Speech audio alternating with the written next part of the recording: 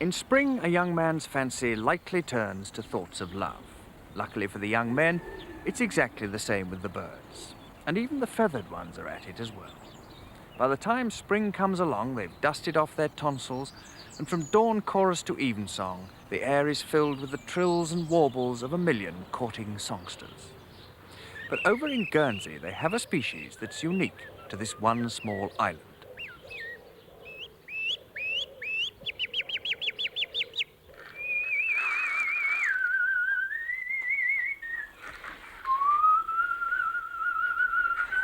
It's none other than the great crested, pinstripe-suited hotel bird, getting his nest ready for the current season. The name, Ronnie Ronalde. Though Guernsey's leading hotelier for the past 15 years, Ronnie Ronalde is still remembered and loved by the huge public who knew him as a variety star of the 50s. As a bird impressionist, he was naturally top of the bill.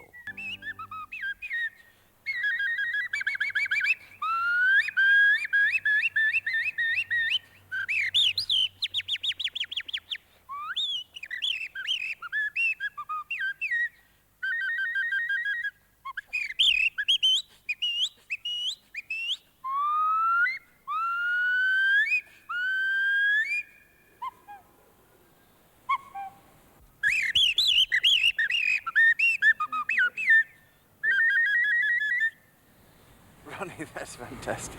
Yes, I can do it. I can do it without my fingers as well. Would you like to hear it? Yeah, love to.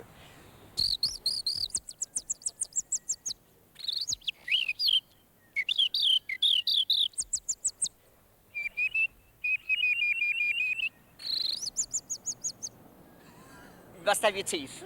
But could I learn to do it like that? Oh, no. No, I think, you see, you must have the teeth, you see. You have this, well, I have a teeth which enables me to whistle, you see. For instance, now, my teeth are so made that if I clean my teeth too much, I can't do that. You see, it's like a trumpet with holes in, you know. See, it comes out through these different holes in my teeth, the water. So, like, now, if I go to the dentist, I went to the dentist and he says, oh, I must clean your teeth. Well, he did once, you see. Well, when I went to whistle, I couldn't. I believe that other great whistler, Percy Edwards, sort Yes. of pays credit to you as the king. Well, I think Percy Edwards is absolutely wonderful. He's a real ornithologist and he's very, very good. But he says that my blackbird is uncanny. In fact, he said that he would give his right arm to do the blackbird. Now, listen. That's the bit, you know, the blomp blomp, which he likes. Can't he do that one? Well, no, I don't know, but he feels that mine is better, you see. It's RR, isn't it, you know? Rolls Royce. Ronnie decided to go into the hotel business when he saw that music hall was on its way out. The hotel is now his life. But though these days he only makes the occasional comeback, people still flock here for their holidays, simply because it's Ronnie Ronalde's place. With the season due to open, there's plenty to do, including unpacking the new cutlery with Ronnie's Blackbird trademark on the handle. We put that on all our different equipment. The British Silverware put that on, but unfortunately they take them as souvenirs. Who do?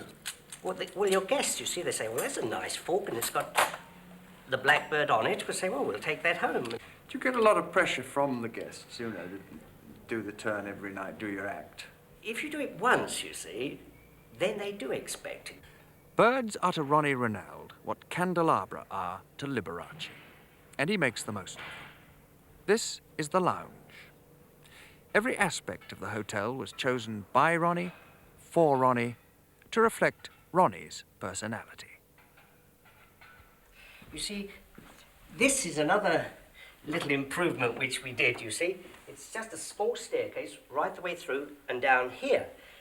I thought, well, being a theatrical, I must have a sort of a Fred Astaire look and a beautiful staircase, you see. So we turned it down, turned it round, and brought it down here. So you see, you have a nice stairway. Well, as you say, Ronnie, you are a theatrical. How did you manage to drag yourself away from show business?